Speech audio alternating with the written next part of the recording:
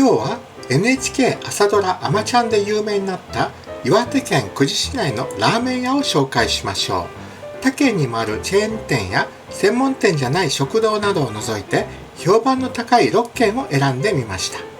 今回行けなかったお店はブログで紹介し、概要欄にリンクを貼れたらと思いますのでチェックしてみてください。三陸海岸でウニやホタテ、ワカメなどの海産物が取れ、美しい風景と国字焼きの文化や琥珀などの鉱物が採掘されるということで、多くの観光客が訪れるようになりました。しかし意外とラーメン店が多く、激戦区でもあります。その海辺の特徴を生かしてワカメや煮干しなどの出汁の効いたスープを売りにしているお店が特徴です。ここは山瀬同風館道の駅久慈市の特産物が置いてあったり、産地直売のスーパーがあります。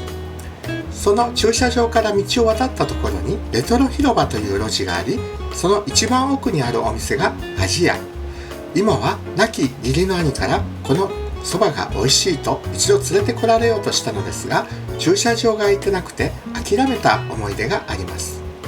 この店のそばを打たれていたご主人が亡くなられてから奥様が店を引き継ぎ、日本そばのメニューはなくなりました。今はラーメンだけですが、これがまた絶品なのです。三陸の産物を生かした浜ラーメンはワカメにメカブ、ホタテやハマグリが入って、透明なスープは海の匂いのするまさに久慈特有のラーメンでした。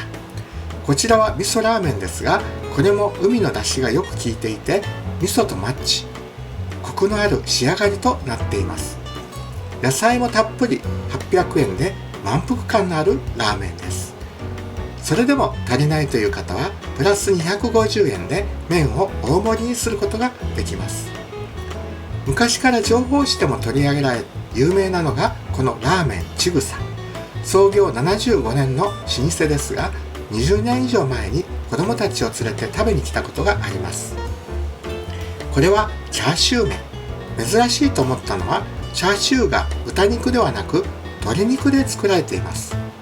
そしてこちらはカツラーメン1050円。基本ラーメンの上にとんかつがトッピングで入っています。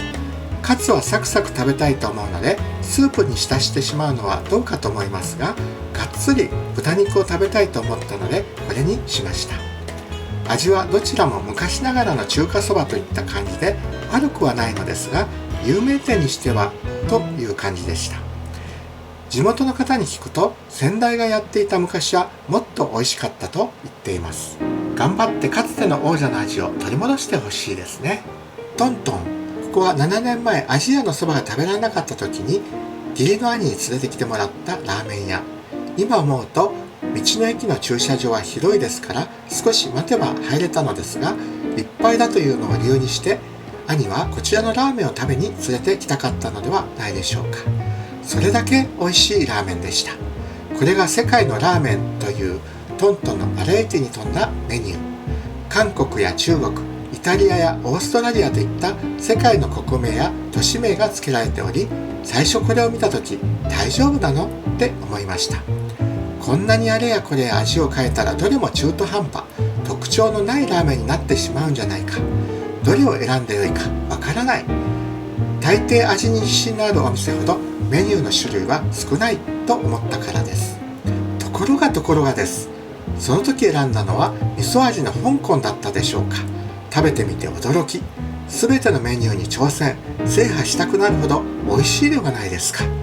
そして今回は無難につけ麺で味を確かめました。麺は私好みのツルツルした黄色い中太麺に半熟卵。出汁が効いていて味がしっかりしているのでつけ麺として満点でした。もう一品は韓国冷麺。味付け卵に豚肉、キムチにパイナップル、キュウリとレタス、ごまが振りかけられており、暑い夏にあっさり食べられる美味しい冷麺でした。次はホワイトソースのスイスを食べてみたいと思います。昭和レシピチャンネルでもレシピを紹介したことのあるスーラータンメンも捨てがたいですね。ここは迷わせてしまうというのが唯一の欠点でしょうか。さて、町からは少し外れますが、妻が通っていた大川目中学校の前にある藤正亭。ネットでの評判が高かったので甥っ子に尋ねてみたら、ここは間違いなく美味しいとのことで行ってみることに。一押しの鶏皮ラーメン700円。これは驚きました。鶏皮って油っぽくてこんなに入っていたら気持ち悪くなるんじゃないかと思ったのですが、あっさり食べられちゃいました。先代からの味を引き継いでおり、ベースは昔ながらの中華そばです。中華そばの好きな人なら絶対に満足できるおすすめの味。もう一品はメニューにおすすめと記されていた藤正ラーメン900円。ごま味が効いた白いスープに胡椒の効いたネギとひき肉、刻み海苔が乗っています。ここのメニューもどれも間違いがありません。天に星あり、地に花あり、あなたの胃袋に藤正亭ありと店の看板に記されている通り、ここは駅から遠くても来る価値のあるお店ですし、私もまたリピートしたいと思えるお店の一つでした。駅からバスに乗れば森前というバス停で降りればすぐ前ですし、駐車場も道路向かい側にあります。久慈市民体育館の近くにあるひでちゃん飯店。ここの冷やし中華が美味しいというので食べに来ました。店内には久慈の生んだ格闘家、シュート世界チャンピオン扇久保博正選手の講演会ポスターが貼られていました。講演会長は私と長い付き合いのある格闘家、金香智樹さんです。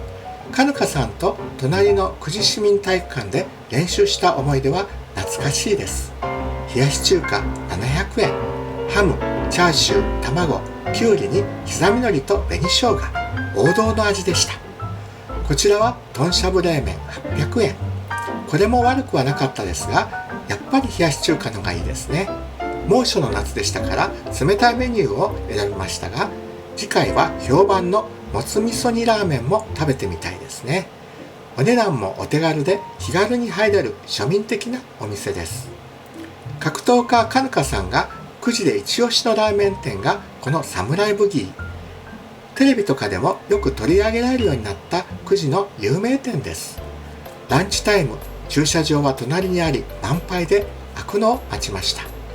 今回紹介したラーメン店の中では最も駅近くで立地条件の良い場所ですが、この駐車場は扇久保博正選手の実家があった場所だそうです。やはり講演会ポスターやサイン色紙が飾られていました。大将は秋田県出身で、ここの一押しされているメニューは煮干しラーメン。数量限定の濁り煮干しそば味玉付きで950円。濃厚な煮干しのたっぷり入ったスープ。これは今回数々食べたラーメンとはスープの味が全く異なります。ハマる人はハマるのかもしれません。こちらは津軽煮干し中華そば、トッピングで味玉をつけて780円。濁り煮干しそばほど濃厚ではありませんが、煮干しベースのラーメン。どちらもこれは好き嫌いが大きく分かれる独特のスープだと思います。すみません。私はちょっと苦手だったので、今回のラーメン店巡りで初めてスープを残してしまいました。でもそういう人には鶏そばがおすすめらしく、次回はそれを頼んでみることにしましょう。いかがでしたか？まだ気になるお店はあったのですが、代表的なお店としてはこの6軒でしょうか。